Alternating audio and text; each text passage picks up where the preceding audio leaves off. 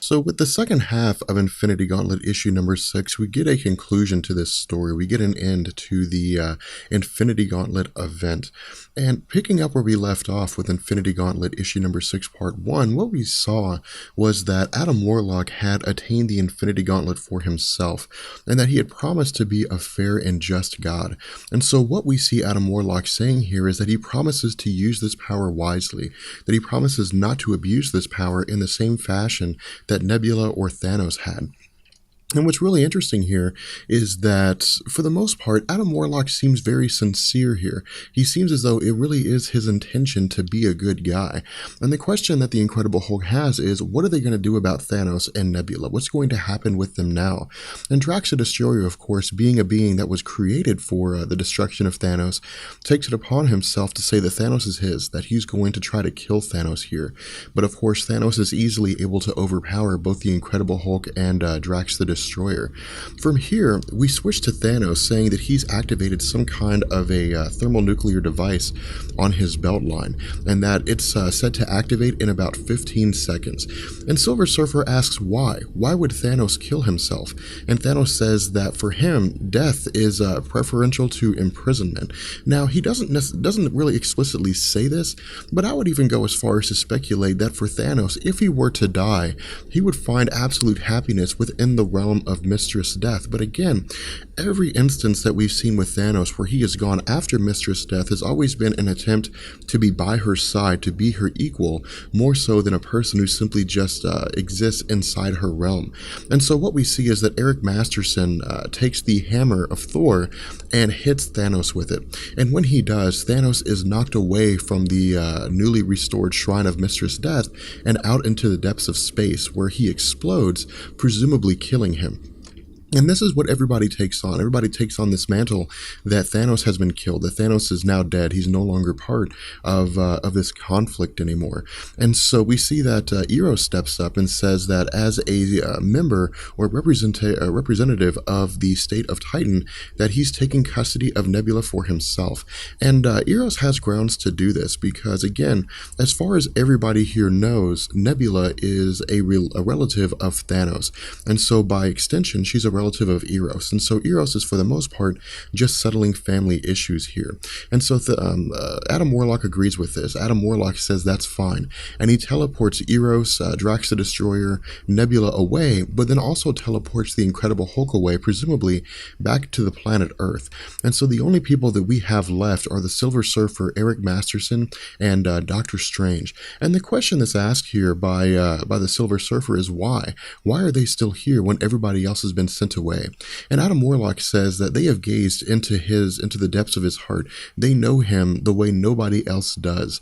And for the most part, Adam Warlock is saying here that they are the only individuals who know him well enough that when he says that he will be a god who can be trusted, that he means it. And so he sends them forward to tell other people this is true. And again, this is very much tapping into the element of Adam Warlock representing a Jesus Christ-like figure in Marvel Comics. Because again, if you go back and watch our discussion on Adam Warlock, if you go back and listen to what it was that we were saying, that Adam Warlock was introduced to us as a Christ-like figure. He had simply just emerged one day. He was created. He was, crucified by Man-Beast on the Counter-Earth during that storyline. And of course, he had resurrected himself on several occasions. And so this is tapping back into that in the same way that Jesus had informed his disciples that he was truly the Son of God and to go forth and to spread his word, that Adam Warlock is doing much the same thing. And for the most part, what we see is that these superheroes are kind of questioning this. They're saying, is this really true? Can they really go forward and say that Adam Warlock is a fair and true God? Because as Doctor Strange says, absolute power corrupts absolutely.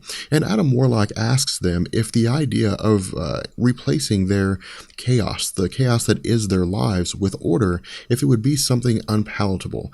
And again, what we see is that they're reacting in such a way to where, for them, this is scary, that not only would their lives be irrevocably changed if Adam Warlock chose to do so, but that Adam Warlock looks at them as chaotic beings, and that his role is to replace their chaos with order, to, in effect, make the universe the way he sees fit.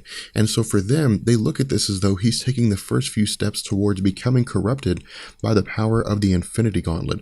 But Adam Warlock is able to quell their concerns to a degree. He says that the distance between who he was now, or who he was then and who he is now, is something insurmountable, that not even he realizes the differences, and that he thought that he could speak with them and tell them that he would be fair. He thought that he could demonstrate that he would be a fair God, but that it doesn't seem as though they are willing to buy into this cause. And so what we see is that Adam Warlock teleports them away. At this point, we switch to Adam Warlock 60 days into the future with Gamora and Pip. And what Adam Warlock tells Pip is that they're going to meet someone. They're going to go on a journey. And he says, for the most part, that this is something that's happened time and time again. And so what it seems is that Adam Warlock has manipulated the time gem to travel 60 years into the future on several occasions to see if it's possible for things to turn out differently. But what he tells us is that it always turns out the same way. And so what we see as they're walking along is that it appears that the Thanos is standing in the cornfields, that Thanos is simply just waiting their arrival. But when they get to it, they realize that it's simply just a scarecrow wearing his suit. And Adam Warlock comments on this and says that it's an empty shell of what was, that it appears as though Thanos has cast aside his old mantle of attempting to usurp absolute power and seems to maybe just be living a quiet life. And indeed, that's what we learn. We learn that when they approach a house relatively close to the cornfields, that Thanos emerges wearing some kind of garb, some kind of maybe monk-like garb, or an outfit that simply just allows him relative comfort, and he tells Adam Warlock that he should have known that it would be him, that he would come for him eventually. And Adam Warlock more or less just greets Thanos as a friend here, at the very least, if not a friend, as a person who's certainly not an enemy. And so what Adam Warlock says is that there are no secrets from him. Having absolute knowledge and absolute power within the universe grants him the knowledge of knowing what all is going on in the universe at that very moment. And so Thanos comments and says that the memory of having absolute power is very dim for him, and that he asks Adam Warlock why he had waited so long to gain vengeance. And again, Adam Warlock comments and says, why is it that he always asks the same question, indicating that this has repeated itself on several occasions, that Adam Warlock has traveled into the future several times, and that this circumstance always plays out the same way. And Thanos seems to recognize this. Thanos says that he supposes that he always asks the same question, and that is a bit confusing, which of course tells us that Thanos, while he doesn't necessarily recall every facet of the Infinity Gauntlet event, at the very least remembers what it was like to hold that absolute power. And what Adam Warlock tells Thanos is that he's looking for some advice, more likely advice on how to wield the Infinity Gauntlet effectively. And Thanos simply says to either endure it or to surrender to its power. And Adam Warlock says this really isn't the kind of comfort he was looking for. Now, what it was that he was looking for with Thanos is something that we actually don't learn. We don't learn what it was that he was trying to gain from Thanos here, what it was he was trying to get Thanos to say. All we know is that he went to Thanos for advice on what to do, and Thanos gave him a couple words that didn't really seem to comfort him that well. And so, for the most part, Adam Warlock, Gamora, and Pip take their leave. They choose to go ahead and leave Thanos to his thoughts. And what we see is that for the most part, Thanos is simply just living a quiet life here, that after everything that's gone on, after everything that has taken place, that Thanos is taking this time to, to collect himself, to decide what his next move is going to be, whether or not he's still going to continue his path for trying to gain absolute power again, or if he is simply just going to try to live a quiet life.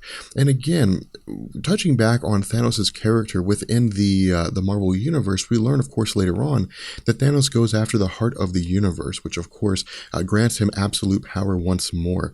But for the most part, we're left with Thanos here on his personal thoughts, as he says that for the most part, he thinks that he came out on top with this particular event, that Adam Warlock is undergoing a process, that he's undergoing a change, and that he holds a heavy burden in the fact that he has absolute power, and so he has to constantly be on guard. He has to constantly be vigilant.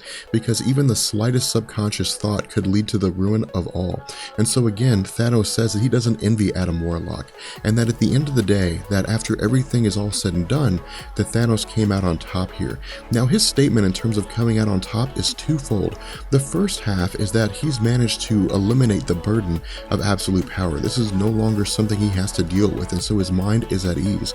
But the other half, the second part of this, is that Adam Warlock is going to undergo something called the Trial of Warlock, whereby he will be called before the living tribunal at the behest of the cosmic entity Eternity, along with the other cosmic entities, to determine whether or not he is capable of being able to wield the Infinity Gauntlet.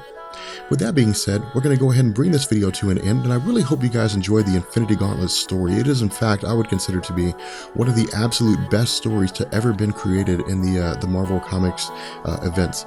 With that being said, I will catch you guys later. Peace.